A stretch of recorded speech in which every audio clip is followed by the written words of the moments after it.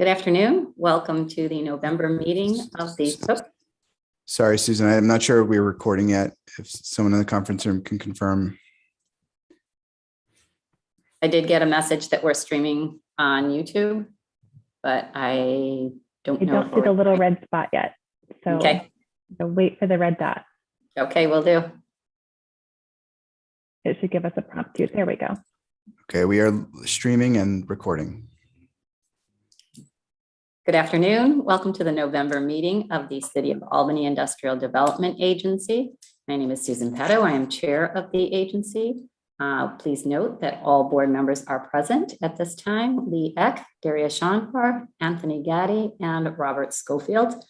We will call the meeting to order at 12:16, and let's begin with a motion to dispense with the reading of the minutes and approve the minutes of the meeting of October 21st, 2021, since the minutes were previously sent to all of the members of the board for review. So moved. Second. Darius, thank you. All in favor? Aye. Aye. Any opposed? The minutes are approved. We'll start with a report from our Chief Financial Officer, Tom, who's just stepped into that role. Thank you very much. You'd like to give us the financial report. Well, we don't have him officially in that role yet, but he is going to walk us through today. And I see him off mute now. So Thank you. And thank you for this. Just enclosed in the packets are the most recent monthly financials for the IDA. Overall, the IDA continues to be in a healthy financial position with revenues, which are driven by closings exceeding expenses, and the expenses have been in line with the budget. Overall cash balance is about $3.5 million. I'm happy to answer any questions. Great. Thank you, Tom. And we will take up that matter shortly regarding Tom's potential position as interim Chief Financial Officer. If there's no other questions regarding the financial report, we will move into unfinished business. On the agenda is the Liberty Park Acquisition Assistance and Capitalize Albany Corporation. And because several of us have affiliations with Capitalize Albany Corporation, we will be recusing ourselves. I will step off because of my former membership on that board. Anthony? Yes, I will step off as well. Okay. And I believe staff will the be. staff will as well. And we'll all head into a waiting room and be brought back in for the remainder of the agenda after this business is concluded. Thank you.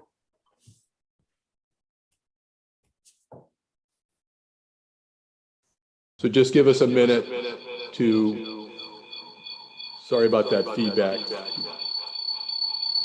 to set up the waiting room.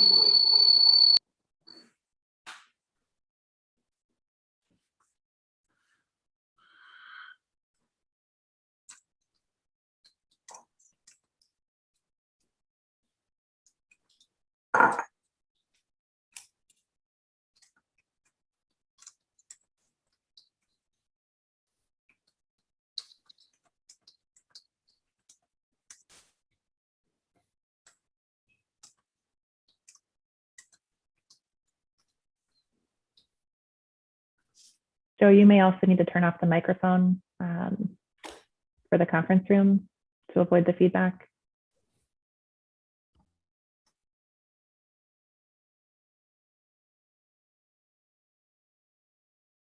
No, we can't hear you. You're muted on your laptop, but the conference room is also muted. Yeah, I'm muted on my laptop, but for some reason, I'm still getting feedback. Yeah.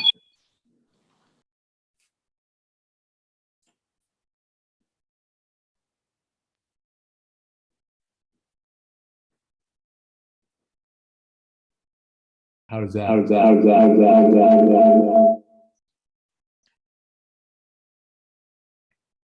Joe, you could also go across the hall to the other conference room if you're on a laptop that's portable, and that may solve it.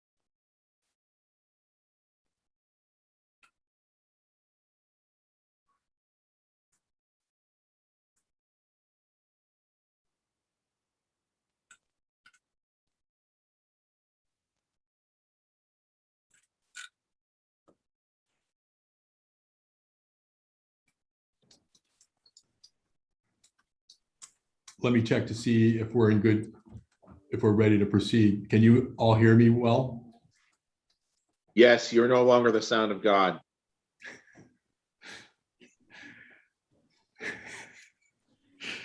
No comment, Darius, no comment.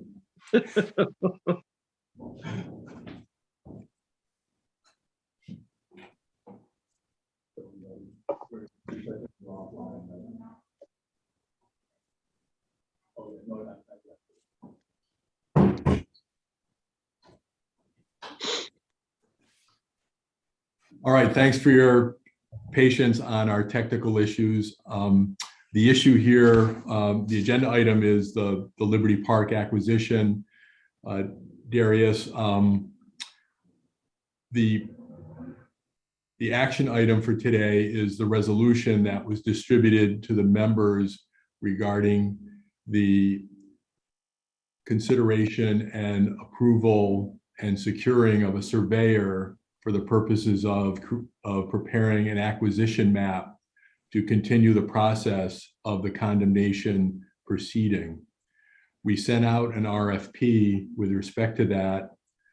We have received 2 responses. And so my suggestion is that we go into executive session to discuss the responses and then come out. And if the board wants to make a decision, we can be in a position to make a decision. That sounds good to me. Is there a motion? Moved. Bob, second, Second. Lee? Yep. Those in favor? Aye. The purpose is for the purpose of considering the qualifications of an individual firm for appointment. Correct. Exactly. And I'm taking notes on that, Bob, and that's what the minutes will so reflect. So the 2 responses we received was one from Hirschberg and Hirschberg. Oh, Hey, wait, do we need to break out because we're still recording right now? Yes, you're right. Yep. Thank you. All right, see you in room 1.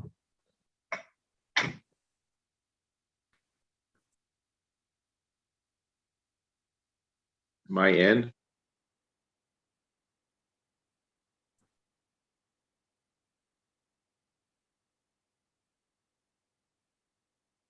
I haven't been invited anywhere yet. I saw an invitation briefly and then it disappeared. Yeah, I have not.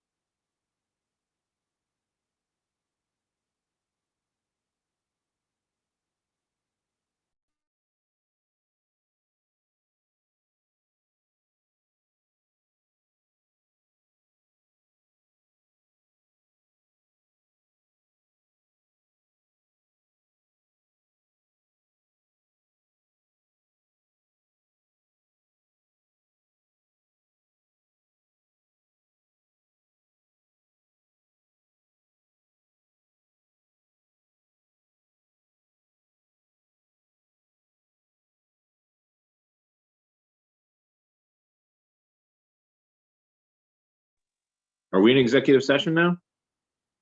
No, we're going to give it another try. All right.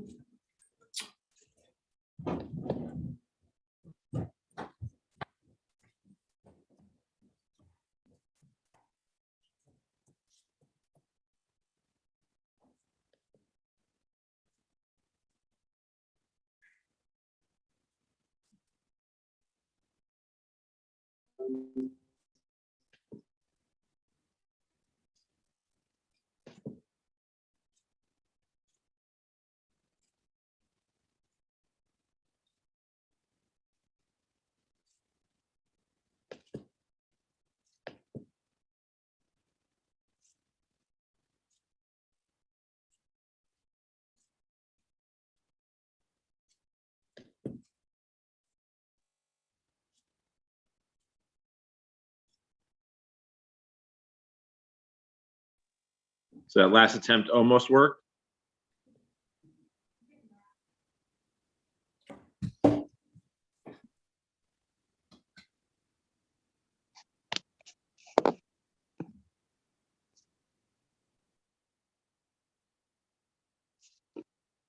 We're trying again, Joe? Yes.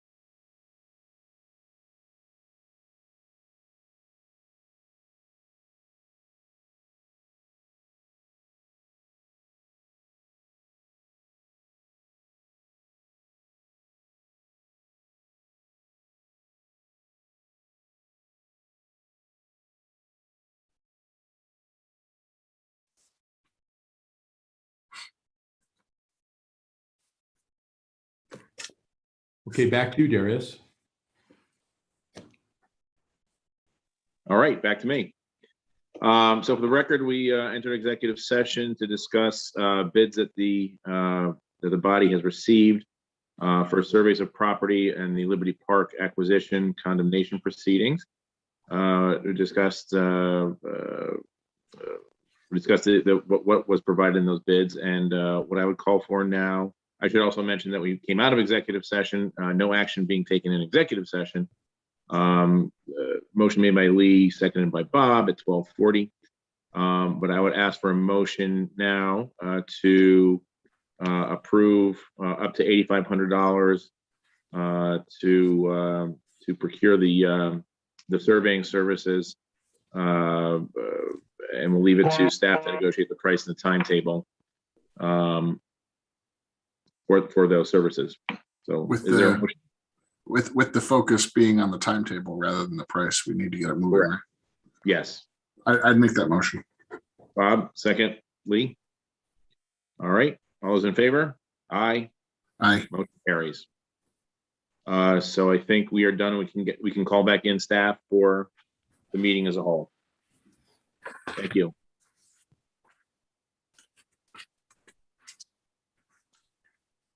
I should also mention for the record, I guess, that was Susan Bugle as the treasurer of the IDA. I've stepped in as her place to chair the meeting in executive session.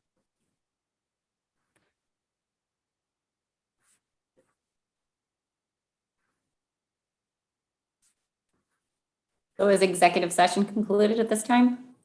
It is. Okay. I hand the gavel back to you, Susan. Thank you, Darius. Is everybody back in, staff? Tony, I see you. Okay, great. If there's no further unfinished business to attend to, we will move into new business. The only item under new business today is the interim chief financial officer. Sarah, do you want to background us on that, please? Sure. As you all are aware, Mark Kopalka's last day with us was last month. And so per our bylaws at the IDA, the board has to appoint a CEO and CFO to the agency. We do have to have that CFO role seated with the organization. We are in the process of working out a permanent solution on our financial office side. We currently have a CFO for hire and CFO for hire through BST that is working with us. That has been a long-term relationship. We've had Amy Thompson in our accounting role there for some time. And Mark has actually joined BST. And so in the interim, Mark is still with us on a part-time basis, helping out with financials. That CFO role, though, really should be filled by someone who is a permanent member. So we're proposing to the board to have Tom step in as the interim CFO. So he would play the COO role, which is not required by the bylaws, but also the interim CFO until we have a permanent solution determined. In the event that we have a permanent outsourced solution in the financial role, we can take that up as a group for what the permanent solution would be. But in the interim, we would have BST helping to prepare those financial statements and financial records, reviewing them thoroughly with both Tom and I, and have Tom fill in as that interim CFO role, making the presentations to the board. And again, any questions of the board that Tom or I couldn't answer, we'd be able to go back to BST to have additional resources there. Thank you, Sarah. So in your packets, you have the City of Albany Industrial Development Agency appointment of interim chief financial officer resolution. Do we have a motion to bring this resolution to the table, please? Thank you, Darius. Do we have a second? Second. Thanks, Bob. Any further questions, discussion, concerns? If none, we will take a vote on the resolution approving the appointment of the interim chief financial officer of the City of Albany Industrial Development Agency. All in favor? Aye. Aye. Any opposed? The motion carries. Thank you, Tom, for taking this on. Thank you. All right, we'll move into other business then, starting with the agency update. Sarah. Great. First up under agency update, we have a project update we'd like to share with the group, particularly related to an upcoming ribbon cutting that will be happening, that Emma is going to take us through a 105 Morris update. So I'll turn it over to Emma. Hi, all. I'll wait just to queue up. Perfect. All right.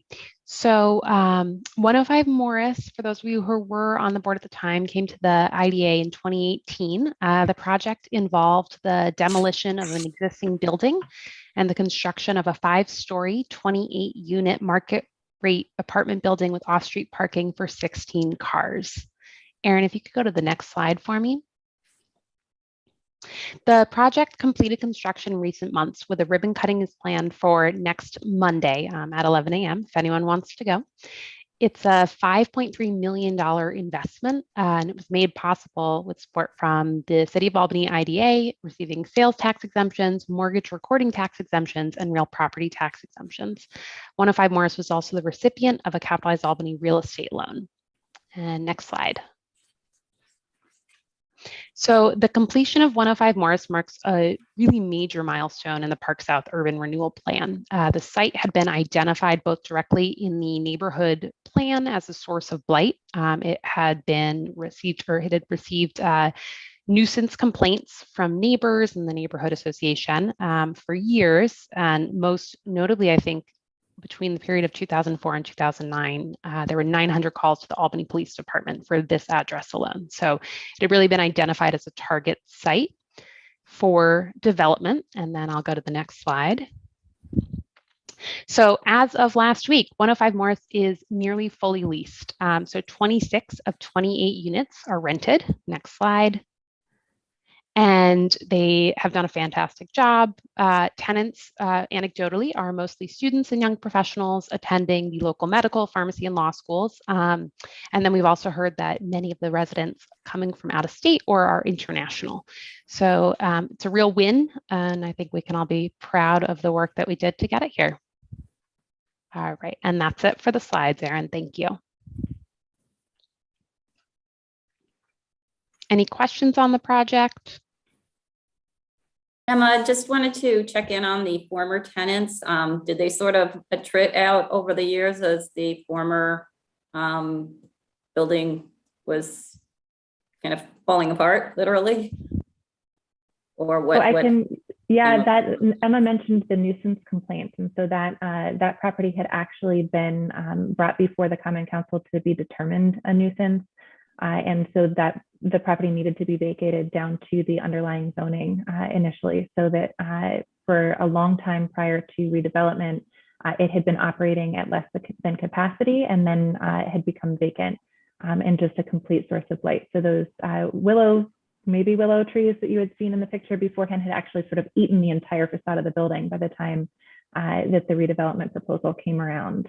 And so those that property had been one of the main catalyzing factors behind the city undertaking the revitalization strategy that it had put together in 2006. And so implementation has been ongoing throughout. So it was one of the first pieces that called for the need for an urban renewal plan. It's one of the final pieces being put into place to finish that plan out, along with the additional investment that Albany Med has made, along with Don Homes and a number of other investors, a lot of homeowners that have also reinvested in their properties individually. So this is just a massive win all around for that community. A lot of hard work from the neighborhood association had gone into to putting that plan together, and it's a way that really showcases the role that the Industrial Development Agency can play in implementing our city's neighborhood plans and be able to make massive projects like that one happen. Thank you. Any other questions or comments on this? Thanks, Emma, for your report. Is there anything else under agency update? Yes, I'm happy to report that over the last 2 nights, Susan and I had been invited to sit in on interviews for new IDA board members with the Common Council's Economic Development and Land Use Committee. The board or the committee had interviewed 5 excellent candidates for the 2 vacant seats on our board of directors, and the committee has moved forward with a positive recommendation. 2 candidates, Elizabeth Staubach and Joseph Fetter, to the full council for ratification to sit on the board. We expect that to move forward at the next meeting of the Common Council, and so we may have new faces joining us as early as our December meetings. But not set in stone yet until the full council takes action, but they did move those 2 recommendations out of committee. Great. Yeah, having the opportunity to sit in on those interviews, we saw a lot of talented candidates. Coincidentally, these 2 were 2 candidates that had applied in the last round of interviews for IDA positions. That must have been about 2 years ago now. So they are really committed. They both came back a second time after not being selected the first round. They were both really excellent candidates and will do a lot to, they have a lot to contribute to the board. So very excited about that. This will be great. And we will quickly bring them up to speed and start filling some of the vacancies, particularly in the committees. So committee chairs consider, who might be appropriate candidates to bring on to fill some of those vacancies as well. That's great. And assuming they're confirmed by the council, we'll reach out immediately to get them scheduled for sort of an introduction meeting where we go through the project evaluation assistance framework, through the policy manual, and just basically give them the CATO 101 through that. So we'll do that. We'll also, concurrent with that, based on the timing, we're also going to be reaching out to new members of the Common Council who were just voted in a couple of weeks ago. And so as we always do, offer the opportunity for them to come in and hear a little bit about what we do, hear about their priorities for their wards, and establish an open line of communication with each of those new members. There's quite a few of them this round, so we're looking forward to that as well. Great idea to coordinate those 2 efforts. Thanks, Sarah. Great. All right. Under compliance update, just a couple of quick things here, and I'll take this one off of Tom's hands, at least preliminarily, just to say thank you to those of you who were able to join for the EDC IDA training earlier this week. It's been a very long week. I can't believe that's this week, but to be able to sit through that day long of really interesting, engaging panels, including either the first time or a refresher course on your ABO training, to be able to work through that. I'd point to one of the sort of most anticipated panels on that for that conference. And thanks to Joe, to your team, for Chris Canada, for being able to participate in the prevailing wage session and provide some much needed clarity, or at least a understanding of the lack of clarity on some of the rules around the prevailing wage bill. There, it was really interesting to sort of hear where that has landed. I also know that EDC had a board meeting earlier today as well to talk through some next steps related to that, just to keep the board apprised of what's happening on that front. We have had a lot of inquiries from current projects and pending projects related to the implementation of that statewide legislation. That does come into effect for any projects that have not closed before the end of the year. So January 1, that measure is supposed to be implemented. However, they have not seated the review panel that was supposed to provide definitions to some of the terms found in the legislation. One of the most critical terms that still needs to be defined is construction cost. And so really understanding what the parameters are for moving projects into the need to engage with the prevailing wage statute really has not been solidified and defined. So there's a little bit of uncertainty exactly how and if that'll be implemented come January 1. It's causing some concern among projects just to really understand that. I think a couple of pieces of clarity that we do have now, IDA assistance is definitely considered part of the public assistance that would be added up to get to the threshold that would trigger prevailing wage.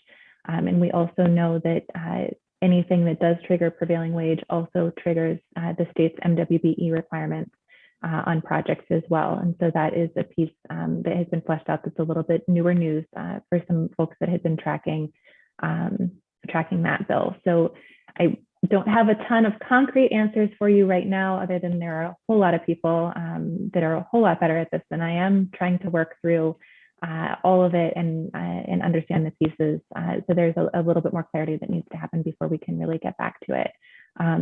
The last piece of clarity that we do have that I think is good news for the agency is that it is not for the agencies themselves to track, it's for the individual projects to have the onus on them to make the determination whether or not their project triggers that provision, and also to monitor that directly. So it is not, according to the panel, it didn't sound like it was something that is going to be necessary for us to take that immediate direct role in. What we will need to do is make sure that any project coming before us is aware that our assistance does amount in the aggregate if to the threshold, we are part of that calculation. So we'll need to make sure that we're clear about that. It's something that we've been clear about. Andy's gotten a note around to everyone who was on our pending list to make sure that they're aware of that already. We'll make sure that something gets up on our website and make that clear in our intro emails as well. But as of now, it sounds like the onus is really on each independent project to be undertaking the reporting requirements and the management of those. Joe, anything to add that you think is necessary at this point? Or if I misspoke, please fix that. No, I don't think so, Sarah. I think I don't want to minimize the amount of uncertainty that the statute has created. There's a lot of terms, misreferences. It's, to be honest, a little frustrating. And I think you saw the lawyers on the panel, including my partner, Chris Canada, express that frustration. Obviously, we want to comply with what we need to do, but if there isn't clear guidance, and what's particularly frustrating to add to the frustration is that there was a mechanic placed in the statute for a committee to be formed to provide this guidance. But the committee not only hasn't acted, but the committee hasn't even been appointed. So it's really kind of remarkable all the way around, given how much pressure and how much attention has been devoted to this topic in the IDA area for the last 5 years easily, that the legislation got adopted, and then there's really been crickets, frankly, since then. So it's somewhat interesting, somewhat frustrating, but you're absolutely right. I think that's the big takeaway, is that there's a lot of uncertainty. That was a very useful session. Thanks to everybody who was able to attend. I would ask in the future, when these types of training and conference opportunities come up, to continue to offer the opportunity to board members to be involved, especially our new board members. It really does help to gain a statewide perspective of how IDAs are being used and what opportunities are out there that may be coming our way. One thing that I thought was particularly interesting was a white paper study that was conducted by Camoin Associates, in which they highlighted the changing roles of IDAs. And as we've seen a lot of our work move towards residential, this is actually a statewide trend.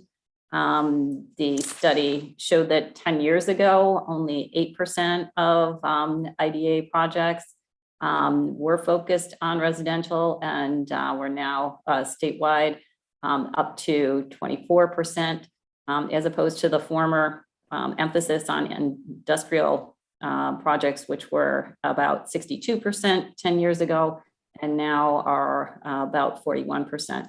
So I think our work is very much reflecting what's going on statewide. Of course, we're looking at even more changes now with the ramifications of COVID. But I think we're seeing a lot of opportunity to move into different areas and respond to market needs in order to fulfill our economic development commitments. They also talked about the need to change some of the metrics for success of IDAs, which I feel like, again, we're a step ahead of. Thanks very much to staff for being very, very proactive on that. But we really need to continue to consider what the IDA can contribute to our communities and to our city. Some of those contributions have sort of morphed over the decades that the IDAs have been in existence, but we need to make sure that we're identifying those and not comparing ourselves and our accomplishments to metrics that were established decades ago, and that we're moving forward in a proactive manner. If it's possible to send out the link to the white paper and possibly even the slides to all of the board members, that would be really appreciated. Absolutely. I think we've provided the white paper previously. This is the one that we talked about that staff had been interviewed a few times for contributions to that. We'll recirculate the white paper. And I think for all of you who registered, you should have access to the downloads of the recordings for the presentations, as well as the sort of PDFs of the PowerPoint slides. I'm not sure if those are up yet or if you'll be getting notification about those shortly, but as soon as we have it, we'll send those around as well. Thank you. When I checked yesterday, they were not up yet, and Okay. they did send me the link, so I can shoot that out to everybody. Oh, great. But very helpful conference. Thanks for organizing that for us. Any other feedback on the conference for people who were online for that, or found anything interesting, or that we should maybe be discussing at a local level? All right. Sarah, any other compliance updates? I'll just point out, if you missed the ABO training during that and would like to sign up for one of the other ones that they'll hold over time, let us know and we'll help you get those registered. But that's it. Great. Okay, thanks very much. Any other business anyone would like to consider? Okay, if none, we'll call for a motion to adjourn. Anthony, thank you. Second? Second. Thanks, Darius. All in favor? Aye. Any opposed?